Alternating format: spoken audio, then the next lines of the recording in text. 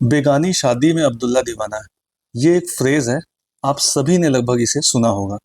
देखा कुछ नहीं होगा। जिन लोगों ने इसे नहीं देखा है, आइए उनको दिखाते हैं कि ये होता क्या है। आज के समय में ये फ्रेज बांग्लादेश के ऊपर बिल्कुल सटीक बैठता है। जैसा कि आप सबको पता ही है कि इंडिया और पाकिस्तान के रिलेशन इस वक्त बहुत ही खराब दौर से गुजर रहे हैं। इसकी शुरुआत होती है 22 अप्रैल 2025 से, जिस दिन जम्मू कश्मीर के पहलगाम में बैसरन घाटी में एक टेररिस्ट अटैक होता है, जिसमें 26 लोगों की जान चली जाती है। जिसके बाद से देश में बहुत ही ज़्यादा गुस्से का माहौल है। चाहे वो गवर्नमेंट हो या ऑपोजिशन हो, दोनों ही एकजुट हैं कि किस तरीके से पाकिस्तान को इसका जवाब देना है। पाकिस्तान भी लगातार रिटेलिएट कर रहा है। इस हमले के बाद सीसीएस की बैठक बुलाई गई, जिसमें 5 बड़े निर्णय लिए गए। उसमें एक जो सबसे ज़्यादा हाईलाइट रहा, वो रहा इंडस वाटर ट्रीटी जो है, उसको इंडिया ने अपनी तरफ से सस्पेंड कर दिया है। उसके अलावा जो अटारी बॉर्डर है, वहाँ की चेक पोस्ट को बंद कर दिया गया था। पाकिस्तान के जो भी लोग इंडिया में थे, उनको 48 घंटे में देश छोड़ने के लिए कहा गया। उसके अलावा जो भी मेडिकल वीज़ा पर थे, उनको 29 अप्रैल तक देश छोड़ने के लिए कहा गया। उसके अलावा पाकिस्तान का जो हाई कमीशन इंडिया में है, उसकी साइज़ को 55 से घटा के 30 कर दिया गया। फिर पाकिस्तान की तरफ से कहा गया कि वो शिमला एग्रीमेंट से बाहर निकल रहे हैं और जितने भी बायलैटरल पैक्ट्स हैं इंडिया और पाकिस्तान के बीच, उन सभी को वो ख़त्म कर रहे हैं। और उसके बाद से लेके सीरीज़ ऑफ इवेंट्स होते जा रहे हैं दोनों साइड से। इंडिया ने वहाँ के बहुत से यूट्यूब चैनल्स को बैन कर दिया इंडिया में। उसके अलावा उनके बहुत से सेलिब्रिटीज़ हैं पाकिस्तान के, जिनके इंस्टाग्राम अकाउंट को बैन कर दिया गया इंडिया में। उसके अलावा एक और डिसीजन लिया गया, इंडियन एयर स्पेस को पाकिस्तान ऑपरेटेड और पाकिस्तान ओन्ड जो भी एयरलाइंस है, उनके लिए बंद कर दिया गया। और इंडिया की टॉप लीडरशिप की तरफ से लगातार ये स्टेटमेंट आ रहा है कि हम आतंकियों को चुन चुन के मारेंगे और जो उनको पनाह दे रहे हैं, हम उनको भी मारेंगे। उसके अलावा एक बड़ी मीटिंग की गई थी, जिसमें आर्मी को और जो भी आर्म फोर्सेज हैं तीनों, उनको फ्री हैंड दिया गया कि वो तय करेंगी कि टारगेट उनका क्या होगा, मोड ऑफ ऑपरेशन क्या होगा, रिटेलिएशन क्या होगा। इसके अलावा कौन लोग होंगे जिनको टारगेट बनाया जाएगा, उसके अलावा उसकी टाइमिंग क्या होगी। हर चीज़ आर्मी को दे दी गई, आर्म फोर्सेस को दे दी गई।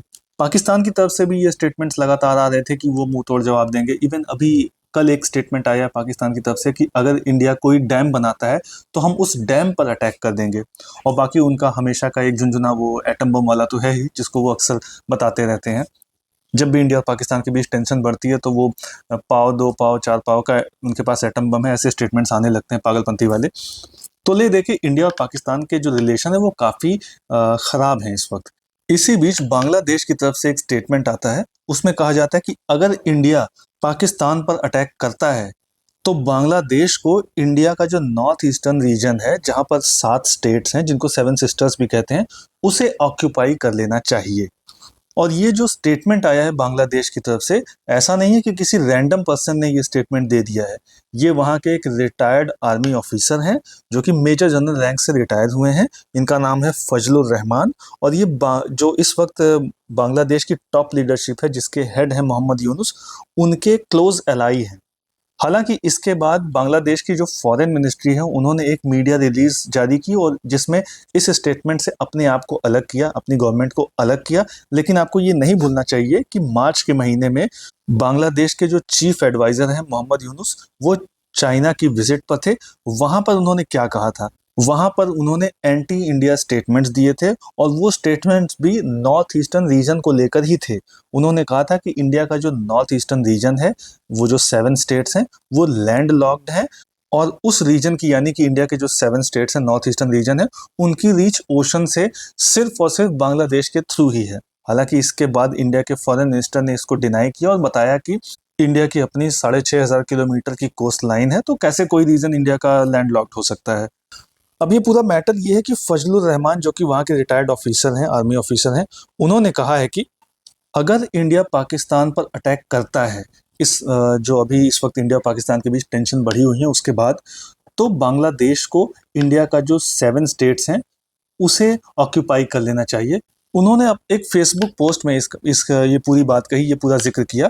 और इसके साथ ही साथ उन्होंने चाइना का भी जिक्र किया। उन्होंने कहा कि ये बहुत ज़रूरी है कि हमें चाइना के साथ डिस्कशन करना चाहिए और जॉइंट मिलिट्री अरेंजमेंट करना चाहिए इस संबंध में।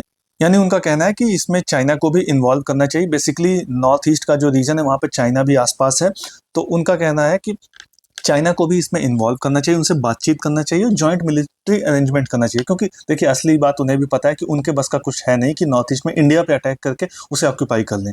और ऐसा भी नहीं है कि वो पाकिस्तान से बहुत ज़्यादा दोस्ती निभाने चले हैं कि इंडिया अगर पाकिस्तान पे अटैक करेगा तो वो इंडिया पे कर देंगे। बेसिकली वो एक मौका देखना चाह रहे हैं कि इंडिया अपना अगर पाकिस्तान पे अटैक करेगा तो इंडिया का फोकस पाकिस्तान होगा, तो हम इधर धीरे से नॉर्थ ईस्ट में इन्वेजन कर लें और चाइना की मदद से ऐसा करें।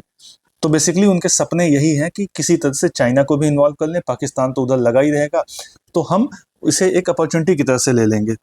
इस स्टेटमेंट के बाद बांग्लादेश की जो फॉरेन मिनिस्ट्री है उन्होंने एक मीडिया रिलीज जारी की और उन्होंने कहा कि ये जो कमेंट्स हैं वो बांग्लादेश गवर्नमेंट की पॉलिसीज और पोजीशन को रिफ्लेक्ट नहीं करते हैं, और इस तरह की चीज़ों को गवर्नमेंट ना तो एंडोर्स करती है और ना ही सपोर्ट करती है, और किसी भी फॉर्म में हम ना तो एंडोर्स करते हैं और ना ही सपोर्ट करते हैं। तो इस तरह से देखिए अभी ये जो major general retired Fazlur Rahman थे उनके स्टेटमेंट पर तो बांग्लादेश की जो फॉरेन मिनिस्ट्री उन्होंने मीडिया रिलीज जारी कर दी, लेकिन उसका क्या करेंगे जो उनके जो चीफ एडवाइजर हैं मोहम्मद यूनुस, वो चाइना में जो बोल कर आए हैं, तो वहां पर तो कोई मीडिया रिलीज आई नहीं। तो और आके भी क्या करेगी अगर गवर्नमेंट का हेड ही ऐसे स्टेटमेंट्स दे रहा है, तो इस तरीके से मीडिया रिलीज जारी करके और अपने आप को उससे अलग करके उससे कुछ होगा नहीं, क्योंकि असलियत यही पता है कि गवर्नमेंट के जो हेड हैं उनका क्या स्टांस है नॉर्थ ईस्ट को लेकर। तो इस तरीके से बेगानी शादी में अब्दुल्ला बनने की ये जो बांग्लादेश की कोशिश है और साथ में से चाइना को भी उसमें इन्वॉल्व करने की जो कोशिश है, इससे इंडिया की जो सिक्योरिटी एजेंसीज हैं और इंटेलिजेंस एजेंसीज हैं वो पूरी तरह से अवगत हैं, और इसको लेकर जो भी आवश्यक मेजर्स हैं वो सभी लिए जा रहे होंगे। इस पूरे इशू पे कोई नई अपडेट या फिर डेवलपमेंट होती है तो उस पर हम वीडियोस लेकर आते रहेंगे। अगर वीडियो अच्छी लगी हो तो लाइक करें। इसी तरह के और भी अपडेट्स जानने के लिए सब्सक्राइब करें एजलेसनेस।